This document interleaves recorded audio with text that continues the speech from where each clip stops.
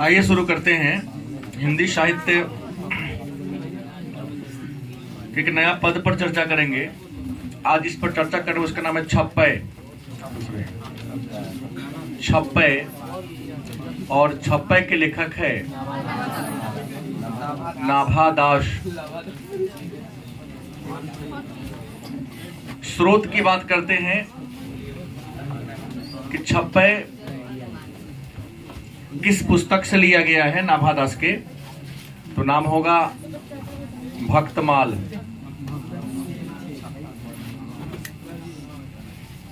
बात को गौर से सुनेंगे। आज जिस टॉपिक पर चर्चा करने वाले उसका नाम क्या है? छप्पय। प्रश्न है, छप्पय का मतलब क्या होता है या छप्पय कहते किसे हैं?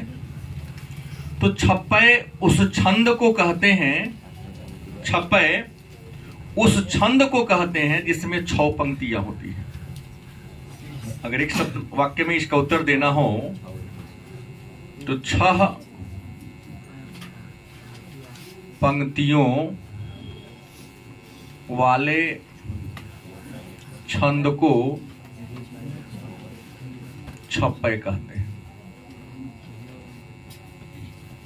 छप्पय कहते किसे हैं? तो आसान सा उत्तर होगा कि 6 पंक्ति वाले, आप लोग अंग्रेजी वाले हैं उसको सेंटेंस कहते हैं, वाक्य। 6 वाक्यों वाले छंद को क्या कहते हैं? छप्पय कहते हैं। कोई दिक्कत? तो आज हम लोग क्या पढ़ेंगे? छप्पय मतलब जिस कविता को या जिस पद को पढ़ने वाले हैं उस पद में कई गो सेंटेंस होगा, कितने लाइन का एक पद होगा? 6। तो 6 छंद पंक्तियों वाले किसको? छंद को क्या कहते हैं? छप्पय। और छप्पय के लेखक कौन है? नाभा दास। और नाभा दास ने छप्पय को किस पुस्तक से लिया है?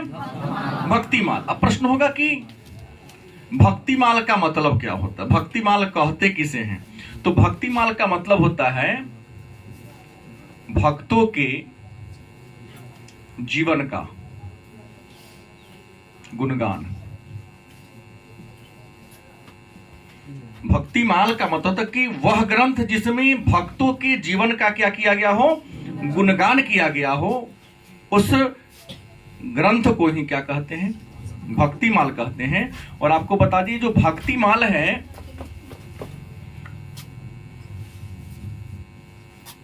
भक्तिमाल पुस्तक में 200 संतों का, कितने संतों का? 200 संतों के जीवन के बारे में, उनके विशेषताओं के बारे में क्या किया गया? चर्चा किया गया है। और भक्तिमाल में 216 छप्पय, कितना है? सॉरी 316। भक्तिमाल में कितने संतों का जीवन परिचय है, उनकी विशेषता है? तो 200 संतों का है। और इसमें छप्पय कितने हैं?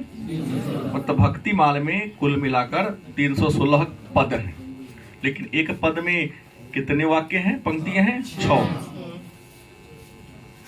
तो आइए सबसे पहले जान ले कि नाभा दास कौन थे।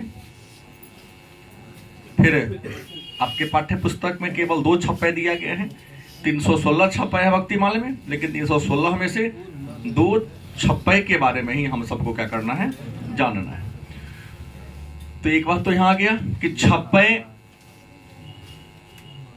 पाठ को हम लोग पढ़ने चल रहे हैं। छप्पय का मतलब होता है 6 पंक्ति वाले छंद। छप्पय का शब्द अर्थ क्या होता है? 6 पंक्ति वाले छंद। छप्पय किस पुस्तक से लिया गया है? भक्तमाल। भक्तमाल का मतलब क्या होता है? तो भक्तों के जीवन का गुणगान। भक्तों के जीवन का गुणगान जिस ग्रंथ में हो, जिस पुस्तक में हो, उसे हम क्या कहेंगे? भक्तमाल कहेंगे। और भक्तमाल के लेखक कौन है? नाभा दास है। और नाभा दास ने भक्तमाल में हिंदी साहित्य के 200 संतों के जीवन और उनकी विशेषताओं का जिक्र किया है। इसके साथ साथ इस भक्तमाल में 316 छप्पय हैं। मतलब कितने पद हैं? तो सबसे पहले जान ले, अगर नाभा दास के जीवन चरित्र की बात कर लें कि नाभा दास थे कौन, इनका परिचय दें, तो आपको बता दें कि नाभादास का जन्म संभवतः 1500 की 70 है, जन्म होगा 1570 ईस्वी। कब हुई? 1570 ईस्वी में इनका जन्म हुआ। मृत्यु कब हो गई? मृत्यु बहुत कम दिन जिंदा रहे। नहीं, इतिहास रचने के लिए बूढ़ा होना जरूरी नहीं है। कहा जाता है होनहार बिरमन के होत चिकने पात। नहीं, कुछ ऐसे भी हमारे यहाँ लोग हुए हैं जिन्होंने 12 वर्ष की अवस्था में ही इंटर पास कर लिया। भारत सरकार को, बिहार बोर्ड को या सीबीएसई बोर्ड को अपना रेगुलेशन चेंज करना पड़ा। पेपर में हमने पढ़ा है। तो नाभादास का जन्म 1570 ईस्वी में हुआ। इनकी मृत्यु कब हुई? 16 ईस्वी में। पिता का नाम क्या था ज्ञात नहीं है, माता का नाम क्या था ज्ञात नहीं है। लेकिन एक बात है कि जन्म से हुआ और इनके पिता का क्या हो गया? देहांत हो गया। जन्म हुआ और जन्म के बाद नाभादास के पिता का क्या होता है? देहांत, मतलब मृत्यु हो जाती है। मृत्यु होने के बाद इनकी माता क्या करती है? नाभादास को लेकर जयपुर आ गए। कहां गए? जयपुर में आके रहने लगे। लेकिन माता ने भी ज्यादा दिन साथ नहीं दिया। जब ये 5 वर्ष के हुए तो इनकी माता ने भी इनका साथ छोड़ दिया। साथ छोड़ देना मतलब उनकी भी क्या होती है? मृत्यु हो जाती है। तो नाभादास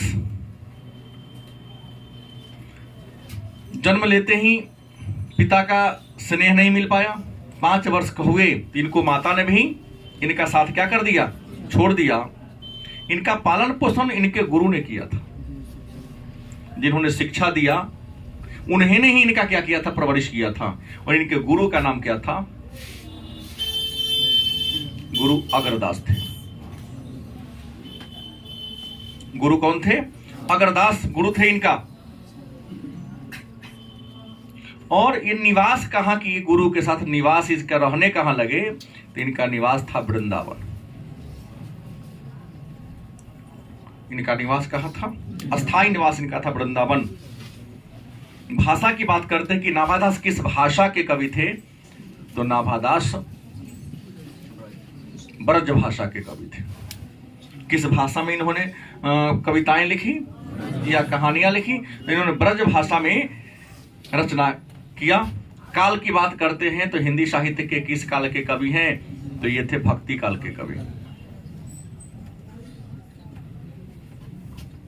उस काल में इन्होंने रचना शुरू किया जिस समय जो भी कवि हुए, जो भी संत हुए, सबके मस्तिष्क में, सबके मन में भगवान के प्रति, ईश्वर के प्रति आस्था ज्यादा थी। तो इन्होंने भगवान के गुण का गान करना शुरू किया। और संयोग से ये रामानंदी, रामानंदी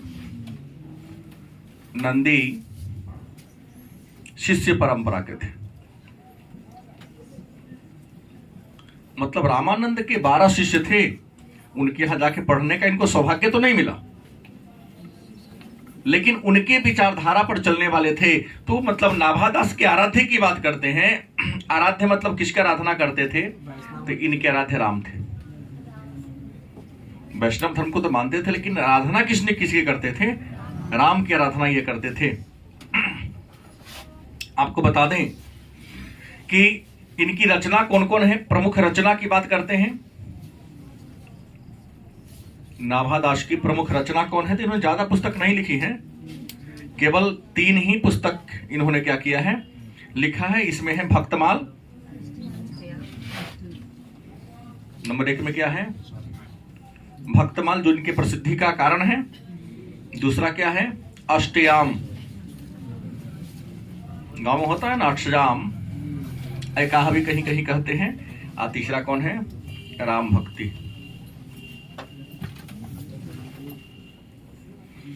भक्तमाल, अष्टयाम और राम भक्ति नाभादास के द्वारा लिखा गया क्या है? 3 ग्रंथ हैं। तो इनके बारे में बस पाठ्य पुस्तक में, साहित्य में, हिंदी साहित्य में इतना ही लिखा गया है कि नाभादास कौन थे। तो आप लिखोगे, अगर जन्म के हम क्रम को ले लें तो नाभादास हिंदी साहित्य के आधुनिक काल के कवि हैं, क्योंकि 1375 ईस्वी से लेकर इसके बाद हिंदी साहित्य का आधुनिक काल शुरू होता है। तो नाभादास हिंदी साहित्य के आधुनिक काल के कवि हैं या भक्ति काल के कवि माने जाते हैं। इनका जन्म 1570 ईस्वी में हुआ और मृत्यु 1600 ईस्वी में हुआ। जन्म के बाद इनके पिता की मृत्यु हो गई। पिता के मरने के बाद इनकी माता इनको जयपुर लेकर आ गई। 5 वर्ष की अवस्था में इनकी माता ने भी इनका साथ क्या कर दिया, छोड़ दिया। इनके गुरु अग्रदास थे, उन्होंने इनको शिक्षा दिया और पालन पोषण भी किया और अपने गुरु के साथ अस्थायी रूप से यह वृंदावन निवास किए। ब्रज भाषा में इन्होंने रचना लिखा। इनके आराध्य देव राम थे। यह रामा मार्गी परंपरा के शिष्य थे। इनकी प्रमुख रचना भक्तमाल, अष्टयाम और राम भक्ति है। तो इन्हीं के द्वारा, नाभादास के द्वारा लिखा गया 316 छप्पय में से हम आज के क्लास में 2 छप्पय पर क्या करेंगे, चर्चा करेंगे। तो 2 छप्पय पर चर्चा करेंगे, जिसमें एक पुस्तक दे दीजिएगा। 2 छप्पय है। इसमें पहला जो इनका छप्पय है, प्रथम छप्पय, इसमें इन्होंने कबीर की विशेषता को लिखा है। किसकी विशेषता? और दूसरा जो छप्पय है,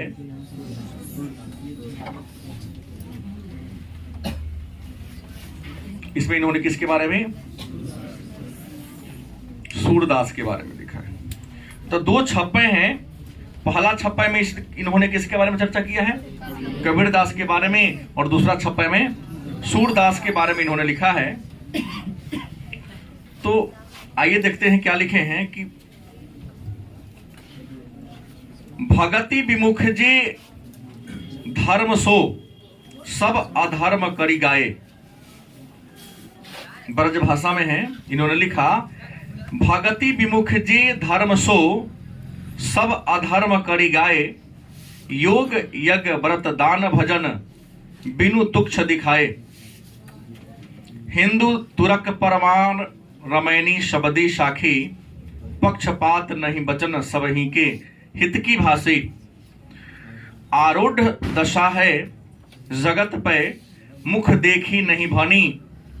कबीर कानी राखी नहीं वर्णाश्रम पट शट दर्शनी। कहने का मतलब है, यह पद नाभादास के द्वारा लिखा गया भक्तमाल से लिया गया है। और इस छप्पय में नाभादास ने कबीर नहीं, मतलब निर्गुण विचारधारा के सबसे महान संत, इतिहास में आप लोग कबीर के बारे में मैं चर्चा किया हूं, महान संत निर्गुण विचारधारा के जन्म एक विधवा ब्राह्मणी के गर्भ से हुआ और इनका पालन पोषण नीमा और नीरू नामक एक मुसलमान दंपति ने किया था। इन्होंने शिक्षा रामानंद से प्राप्त किया और समाज में, चाहे हिंदू धर्म में हो चाहे मुसलमान धर्म में, जो कमियां थी उस कमियों को दूर करने के लिए इन्होंने गृहस्थ जीवन में प्रवेश करके, किसने, कबीर ने, समाज से बुराइयों को दूर करने का प्रयास किया। कबीर के विचारों को जिस पुस्तक में लिखा गया उसका नाम है बीजक। कबीर के विचारों को जिस पुस्तक में लिखा गया उस पुस्तक का नाम क्या है, बीजक। और इतिहास में मैंने आपको चर्चा किया है कि बीजक के 3 खंड हैं, जिसका नाम है साखी, शब्दी और रामायणी। नहीं, साखी, शब्दी और रामायणी बीजक के 3 खंड हैं। कबीर ने मूर्ति पूजा का भी विरोध किया है और मस्जिद पर माइक लगाने का भी विरोध किया। मूर्ति पूजा का विरोध करते हुए कबीर ने कहा था हाँ, मंदिर और मस्जिद दोनों का, मंदिर का भी विरोध किया कबीर ने, मस्जिद का भी विरोध किया। मंदिर का विरोध करते हुए क्या लिखा कि पाहन पूजय तो हरि मिले, तो मैं पूजू पहाड़, ताकि सो चाकी भला जो कूट खाए संसार। मस्जिद का विरोध करते हुए क्या लिखा, कंकर पत्थर जोड़ी के मस्जिद लई चिनाए, ताचटी मुल्ला बागदे, क्या बहरा हुआ खुदा है। कबीर ने धन संग्रह करने वाले का भी विरोध किया। नहीं, क्या लिखा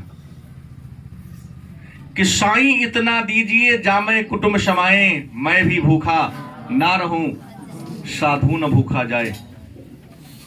और जाति प्रथा का ही विरोध किया कबीर ने, जाति पाति पूछे नहीं कोई, हरि का भजे सो हरि का होई। और समय के अनुसार चलने के लिए लोगों को भी कहा कि आदमी से आदमी मिले तो होए दो दो बात, और गदहा से गदहा मिले तो मारे दो दो लात। जीवन में सफल होना है तो जिस प्रकार के व्यक्ति से तुम्हें मुलाकात हो, सामने वाला जिस तरह से बात करता हो वैसे बात करो। डार्विन के सिद्धांत को लगता है इन्होंने लागू कर दिया। नहीं, प्राकृतिक वर्णवाद का सिद्धांत, मतलब अंग्रेजी में आप लोग पढ़ते सर्वाइवल ऑफ द फिटेस्ट का सिद्धांत। अगर इस इन्वायरमेंट में रहना हो तो इन्वायरमेंट के साथ आपको संघर्ष करना पड़ेगा। प्रकृति में वही जीव जिंदा रह सकता है जो इन्वायरमेंट में जो चेंजिंग हो रहा है, जो बदलाव हो रहा है, उस बदलाव के अनुसार अगर आपको क्या करना पड़ेगा, चेंज करना पड़ेगा। देखते हैं मोबाइल आप लोग खरीदते हैं, बार बार अपग्रेड करने के लिए करता है। अगर मोबाइल को अपग्रेड नहीं करते हो, हैंग करना शुरू कर देता है। तो जीवन में आगे बढ़ना है तो अपनी लाइफ को भी क्या करना होगा, अपडेट करना होगा। क्या, जो पुराने चीज को फॉर्मेट मारना पड़ेगा। तो कबीर के मैंने कुछ पद आपके सामने रखा, इससे मतलब सिद्ध हुआ होगा कबीर कोई जाति कोई धर्म के नहीं थे, मानव धर्म के थे वो। तो कबीर की क्या विशेषताएं थी। नाभादास ने, हालांकि दलित परिवार में नाभादास का जन्म हुआ, कुछ विद्वान कहते हैं, लेकिन विचार से बहुत श्रेष्ठ हो गई। इंसान जन्म से दलित या श्रेष्ठ नहीं होता है। किसी विद्वान ने कहा कि इंसान कर्म से महान होता है, जन्म से महान नहीं होता। गलत किसे? तो प्रश्न इन्होंने क्या लिखा, भगति विमुख जी धर्म सो सब अधर्म करी गए। कबीर कहते हैं कुछ वैसे संतों की, वैसे लोगों की आलोचना किया है जो तथा कथित धर्म को लेकर चलते हैं, धर्म के नाम पर दिखावा करते हैं। नहीं, तजिया होगा तो 200 माई के बांध देगा, दुर्गा पूजा होगा तो यहाँ सवा तक बांध देगा। जब माई का आविष्कार नहीं होता फिर भी देवी की पूजा होती है। उस समय देवी भक्तों को दर्शन देती थी। आज तो मूर्ति बना, माइक बनाया, देवी जी उसमें से प्रस्थान कर गई ना, तोरा जगह नहीं है। इतना हल्ला करता है, कौन टिकेगा तुम्हारे सामने? क्या जी, परमात्मा स्वच्छता में और शांति में निवास। यहाँ तो इतना डीजे बजता है कि रहने का मन होगा, कोई भक्त नहीं रहेगा तो भगवान कहां से रहेंगे? वहां तो वही भक्त रहता है। सुनिए ना किस टाइप के होंगे। इसमें ज्यादा आगे बढ़ने वाले रियल भक्त नहीं होते हैं, दिखावती। कबीर ने ऐसे संतों की आलोचना किया है कि भगति विमुख जे धर्म सो सर्व अधर्म करी गए। जो भक्ति से विमुख रहता है, याद रखिएगा, सारा अधर्म ही करता है। जैसे एक पोखरा था, पोखरा पे 4 घाट था। एक बाबा गए स्नान करने, शर्त था स्नान करने से पहले घाट पर कुछ रखा हुआ है, उसका यूज करना पड़ेगा। एक घाट पर मांस रखा हुआ था, दूसरे पर वैश्या थी, तीसरे पर शराब था, चौथे पर क्या था, एक बालक था। या तो बालक का हत्या करो स्नान कर लो, मांस खाओ या स्नान कर लो, वैश्या गबन करो स्नान करो, शराब पियो ये कर लो। बाबा असमंजस में पड़ गया, स्नान तो करना था, तो हुआ कि तो शराबे है जो जूस के समान है, बाकी तो अधर्म है, इसी को पी लेते हैं। लेकिन जब उसने नशा कर लिया तो दुनिया तीनों को अन्य काम कर दिया, मांस भी खाया, बालक का हत्या और वैश्यागमन भी किया। तो वही लिखा कि भगति विमुख जो धर्म सो, अधर्म वही करता है। नहीं, कहा कि भगति विमुख जो धर्म से सब अधर्म करे गए। मतलब कबीर ने इस वाक्य के माध्यम से वो तथाकथित भक्तों की आलोचना की है जो दशहरा पूजा आते हैं, लाल लाल देखते हैं कि लाइन से छा जाता है, लम्हर यहाँ से यहाँ तक चंदन कर लेगा। क्या प्रिंस, लाल एगो कुर्ता, लाल एगो धोती पहन लगेगा, सबसे बड़का भक्त, 9 दिन चप्पल तप्पल। कहा कि सर आप करते हैं, पहनते नहीं, हमके श्रद्धा है ना मेरे पास, मैं भी करता हूँ, मजबूरी हमारी जूता पहनना है, नहीं आएंगे तो मैं खड़ा नहीं रह सकता हूँ। हमने भी किया, भक्ति कर रहे हैं, शिखर खिंच खिंच के खा रहे हैं। कैसे बनाया, किस तरीके से बनाया, हमको तो परिभाषा नहीं समझ में आया कि कौन सा है। कबीर ने ऐसे संतों की क्या किया है, तथा कथित संतों की आलोचना किया है। योग यज्ञ व्रत दान भजन बिनु तुच्छ दिखाए, लेकिन वैसे धर्म के इन्होंने कहा कि धर्म सही कौन है, जो योग करो, साधना करो, यज्ञ करो, दान करो। मंदिर मस्जिद में जाके दिखावा करने से अच्छा है कि असहायों की क्या करो, सहायता करो। मतलब इन्होंने, कबीर ने योग यज्ञ व्रत दान की बार बार प्रशंसा किया है, कहा कि ये बात अच्छा है, क्योंकि योग करोगे, साधना करोगे तो मस्तिष्क की क्षमता क्या होगी, बढ़ेगी। यज्ञ करोगी तो मन तुम्हारा शांत रहेगा। उपवास करना भी जायज है, क्योंकि मन को प्रसन्नता मिलती है। और भजन कीर्तन करोगे तो परमात्मा प्रसन्न होगा। और दान करोगे तो परमार्थ की प्राप्ति होगी। भूखा को भोजन खिलाओगे, क्या होगा, उसको संतोष मिलेगा। तो जब उसको संतोष मिलेगा तो उसकी आत्मा तुम्हें आशीर्वाद देगी। नहीं, हिंदू तुरक परमान रमैनी शब्दी साखी, कहते हैं कबीर ने अपने शब्दी और साखी बीजक के खंड है, उसमें कभी भी उन्होंने किसी भी पद में उन्होंने हिंदू और मुसलमान के बीच भेदभाव नहीं किया। जन्म लिया, हमने कह दिया पहले, हिंदू परिवार में, पालन पोषण हुआ मुसलमान परिवार में, लेकिन अपने किसी भी पद में हिंदू के पक्ष में बोलने का प्रयास नहीं किया, न मुसलमान के पक्ष में, और न ही दोनों में भेदभाव ही किया। लिखा है कि हिंदू तुरक परमान रमैनी शब्दी साखी, कबीर ने कभी भी हिंदू और मुसलमान के पक्ष की बात नहीं किया। नहीं, वही बोला जो क्या था, सत्य था। पक्षपात नहीं वचन सभी के हित की भाषी, हम किसी के पक्ष की बात कभी नहीं किया, हमेशा सबके हित की बात किया। नहीं, जैसे सिकंदर लोदी के समकालीन थे कभी सिकंदर लोदी के समकालीन थे। किसी ने कहा, सिकंदर लोदी के दरबार में जाके कहा कि हुजूर आपके दरबार में एक ऐसे भक्त हैं जो न हिंदू को मानता है न मुसलमान को मानता है। इनको बुलाया गया कि तुम किस धर्म को मानते हो, तो वहीं पर कबीर ने एक शब्द कहा था, जाति पाति पूछे नहीं कोई, हरि का भजे सो। कुछ इतिहासकार लिखते हैं सिकंदर लोदी ने आदेश दिया कि इसको हाथी के पैर से कुचलवा दो। हालांकि उनको तो मरना था नहीं, ये कबीर के बारे में कहा जाता है कि इनको हाथी के पैर कुचलवाने का प्रयास किया, लेकिन इनको लिखल था मगहर में मरना। इन्होंने अपना भाग्य बदलने का प्रयास किया कि सुने हैं कि काशी में जो मरता है उसको परमार्थ की मोक्ष की प्राप्ति होती। गोर हाथ के बैठ के कहा, काशी में, क्योंकि बीजा का अंतिम दोहा क्या है, चित करू बाबा बिलाई मारे मटकी, काशी से लेके मगहिया में पटकी। बात समझ गए? हाँ, जिस दिन मरना था काल इनको आया, घोड़ा पर चढ़ा के कहां ले गया, मगह में ले गया, और ऐसे पटका के दर्द के करा से कबीरदास की क्या हो गई, मृत्यु हो गई। कबीर ने कहा कि कबीरदास की उल्टा बानी, अगना सुखल घर में पानी। अब कहा कि ऐसा क्या होगा, हम तो बचपन में सुने कि शायद घर पर छप्पर नहीं होगा और अगना में प्लास्टिक टांग दिया होगा। ऐसा नहीं, हमारे शरीर के बारे में उन्होंने लिखा। बाहर से देखने पर तो सूखा लगता है, लेकिन अंदर तो द्रव्य ही है ना, चाहे वह खून के रूप में हो या पानी के रूप में हो। क्या जी, कबीर ने क्या, पक्षपात नहीं वचन सभी के हित की भाषी। कबीर ने, मैंने नाभादास कहते कि कबीर ऐसे महान संत थे जो कभी पक्षपात नहीं किए, हमेशा भले उसके गर्दन पर तलवार रख दो लेकिन सबके हित की ही बात किया। आरूढ़ दशा है जगत पे मुख देखी नहीं बानी, किसी भी परिस्थिति में स्थिति कितनी भी खराब हो जाए, कबीर ने कभी भी मुंह देखा बात नहीं किया। जैसे सिकंदर लोदी आया, कहा किस धर्म को मानते हो, वो जानते थे कि पक्ष बोलेंगे तब हमको क्या करेगा, इनाम देगा, विपक्ष बोलेंगे तो हमको मार देगा। लेकिन क्या कहा इन्होंने कि जाति पाति पूछे नहीं कोई, हरि का भजय सो हरि का होई, और जाति न पूछे साधु का पूछ लीजिए ज्ञान, मूल करो तलवार का परा रहंदो में आन। क्या जाति पाति में क्या रखा, हम हिंदू धर्म के कि मुसलमान धर्म के, अगर ऐसा होता तो सिकंदर लोदी तो कितना क्रूर था, जानिए रहे हैं। गलत कि सही?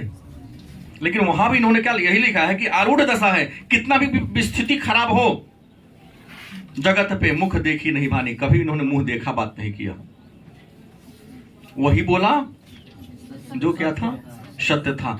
आज तो मैक्सिमम लोग 99.9% लोग मुंह देखी बात करते हैं।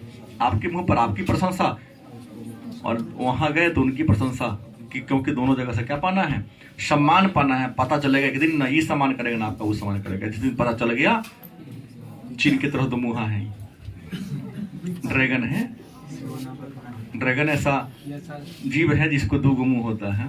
तो पता चलेगा ना यहाँ सम्मान मिलेगा ना वहां सम्मान मिलेगा। कबीर कानी राखी नहीं वर्णाश्रम सट दर्शनी, और कबीर ने कभी भी वर्णाश्रम व्यवस्था में विश्वास नहीं किया। दर्शन भी 6 है। दर्शन कितने हैं? 6 दर्शनों को कबीर ने माना, और नहीं वर्ण को माना, ब्राह्मण क्षत्रिय वैश्य और शूद्र। कबीर ने तो कहा कि इंसान कर्म से महान हो सकता है, जन्म से नहीं। और एक बहुत बड़े ऋषि ने भी कहा कि अगर किसी को अपने जन्म पर घमंड है तो दुनिया का सबसे नीच आदमी वही है। इंसान को अपने कर्म पर घमंड करना चाहिए, जन्म पर नहीं। तो अगर ऐसा बात हो, लिखे कि कब भगति विमुख जो धर्म सो सब अधर्म करी गए, सप्रसंग व्याख्या करे, भाव स्पष्ट करे, या अर्थ स्पष्ट करे, तब क्या लिखोगे कि प्रस्तुत पद हमारे हिंदी साहित्य के पाठ्य पुस्तक के पद खंड के 56 शीर्षक पाठ से लिया गया है, जिसके लेखक नाभादास हैं। और नाभादास ने इस पद में निर्गुण विचारधारा के महान संत, थोड़ा जानते आप, मैं आपको इतिहास भी पढ़ाया हूं, मैं साहित्य का शिक्षक नहीं हूं, और आप भी केवल हम साहित्य ही नहीं पढ़ रहे हैं, हिस्ट्री भी हमसे पढ़ रहे हैं। तो आप लिखना पड़ेगा, थोड़ा जितना रस डालोगे उतना ज्यादा मीठा होगा, और जितना मीठा होगा अंक उतना ही अच्छा मिलेगा। तो आप क्या लिखेंगे कि प्रस्तुत पद हमारे हिंदी साहित्य के पाठ्य पुस्तक के पद खंड के 56 शीर्षक पाठ से लिया गया है, जिसके लेखक नाभादास हैं। और नाभादास ने इस पद में निर्गुण विचारधारा के महान संत, महान कवि कबीर की विशेषताओं के बारे में जिक्र किया है। और कबीर की विशेषताओं के बारे में इन्होंने लिखा है कि कबीर कहते हैं कि भक्ति विमुख रहने वाला व्यक्ति अधर्म के मार्ग पर चलता है, लेकिन कबीर ने योग, यज्ञ, व्रत, दान, पूजा पाठ, इन सब की क्या किया है? प्रशंसा किया है। इन्होंने लिखा कि कबीर हिंदू और मुसलमान, तुर्क मतलब मुसलमान ले सकता हूं, कि हिंदू और मुसलमान में कभी भेदभाव नहीं किए। अपनी साखी शब्दी रामायणी किसी में देखो, कबीर ने हिंदू और मुसलमान में कभी भेदभाव नहीं किया, और कभी पक्षपात की बात नहीं किया, हमेशा सबके हित की बात किया। किसी के सामने वही बोला जिससे उसकी क्या हो, भलाई हो। संसार में कितनी भी स्थिति विकट क्यों ना आ जाए, लेकिन कबीर कभी भी मुंह देखी बात नहीं किया, वही बोला जो। और कबीर ने न तो वर्णाश्रम व्यवस्था को विश्वास किया, न ही 6 दर्शन को माना। यही तो है, इतना आपको लिखना पड़ेगा। 2 नंबर का होगा 2 नंबर देंगे, 5 नंबर का होगा। बिहार बोर्ड में कहना कई बार मुश्किल हो जाता है, कई बार 2 अंक के प्रश्न को 5 में डाल देता है, कई बार 5 वाला क्वेश्चन बैंक से पता चलता है। दूसरा पद है जो जिस पद में सूरदास के बारे में लिखा गया है, इन्होंने सूरदास की विशेषताओं के बारे में इन्होंने किया है। और सूरदास के बारे में मैं 2 दिन पहले पढ़ाया था, क्या उनका एक पद पढ़ा था। और सूरदास किस भाषा के कवि थे? अवधी भाषा के कवि थे। और हमने पिछले क्लास में सूरदास का एक पद पढ़ाया था ना, याद है कुछ को लगे? कृष्ण के बारे में क्या पढ़ाए थे? जागिए ब्रज राजकुमार कवल कुसुम खिले, कुमुद वृंद शकुचित भय भृंग लता फूले, तम चूर खगरोर सुनत बोलत बनराई। नहीं, रंभति गौ खड़िकन में बछरा हित धाई, विधु मलिन रवि प्रकाश गावत नर नारी, सूर श्याम परात उठो अंबुज करधारी। याद नहीं किया आप लोग?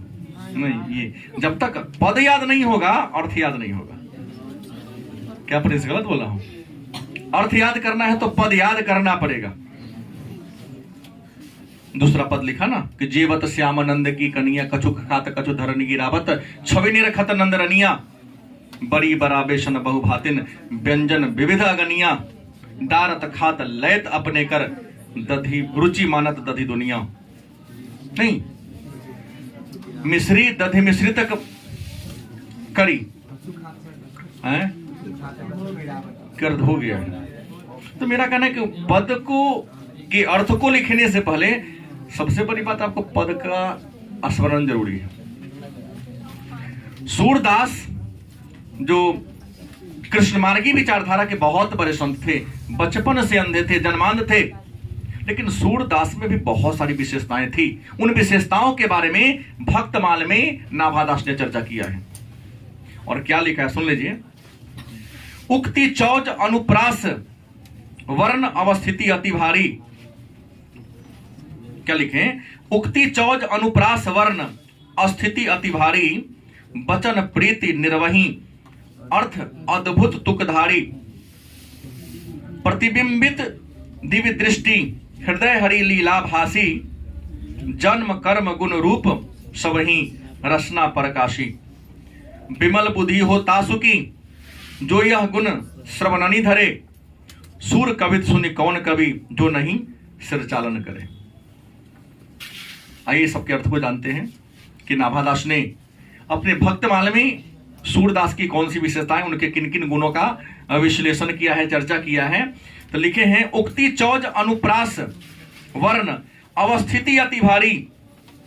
नाभादास कहते हैं सूरदास की विशेषता को बताते हुए कि सूरदास के कविता को सुनकर ऐसा कौन कवि है जो सहमत नहीं होगा।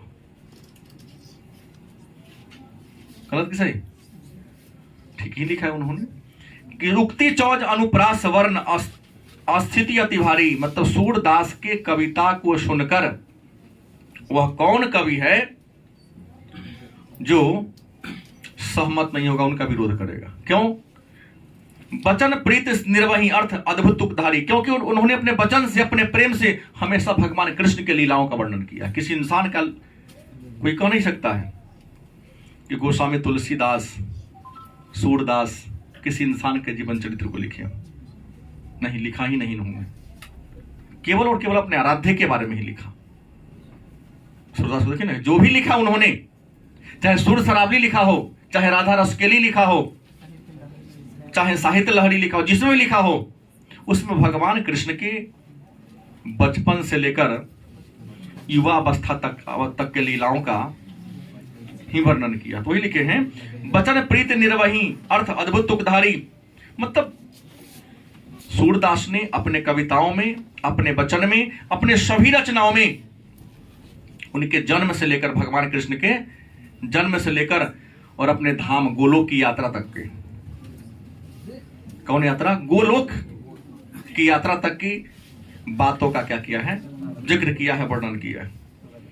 प्रतिबिंबित दिव्य दृष्टि हृदय हरि लीला हरि, मतलब वो आंख से बिंब को देख ही नहीं सकते थे, लेकिन परमात्मा ने उन्हें क्या दिया था? दिव्य दृष्टि दिया था। और अपने दिव्य दृष्टि से ही हरि के, मतलब भगवान विष्णु के, भगवान कृष्ण के लीलाओं का उन्होंने क्या किया है? बिना देखे उनके लीलाओं का वर्णन किया। कर्म जन्म कर्म गुण रूप सबही रसना प्रकाशी, उन्होंने कहा कि जन्म कर्म गुण रूप सबही रसना प्रकाशी, मतलब जन्म कर्म, मतलब जन्म कैसे लिए, जेल में कैसे जन्म लिए, उन्होंने गोपियों के साथ कैसी रासलीलाएं रची। जैसे बच्चा अपने जन्म लेता है, अपने मित्रों के साथ, दोस्तों के साथ कैसे खेलता कूदता है, तो भगवान कृष्ण भी बचपन में अपने बाल मित्रों के साथ किस प्रकार का लीला किए, उन सारे दृश्यों का इन्होंने क्या क्या जिक्र किया।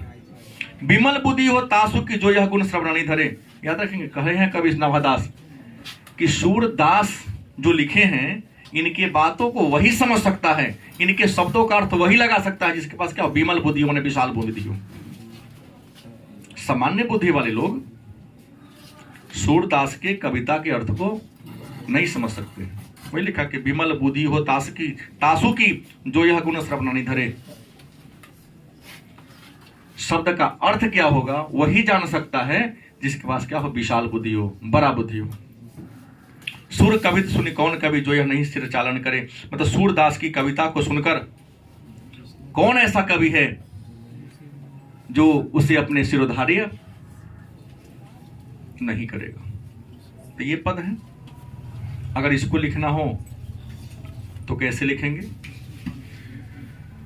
अगर आपसे पूछे उक्ति चौज अनुप्रास वर्ण स्थिति अति भारी सप्रसंग व्याख्या करे तो आप लिखेंगे प्रस्तुत पद हमारे हिंदी साहित्य के पाठ्य पुस्तक के पद खंड के 56 शीर्षक पाठ से लिया गया है, जिसके लेखक नाभादास हैं। और नाभादास ने इस पद में, याद रखेंगे दूसरा पद है, इस पद में महाकवि सूरदास के गुणों की विशेषताओं के बारे में क्या क्या जिक्र किया है। मेरे ख्याल चार वाक्य तो यही हो गया।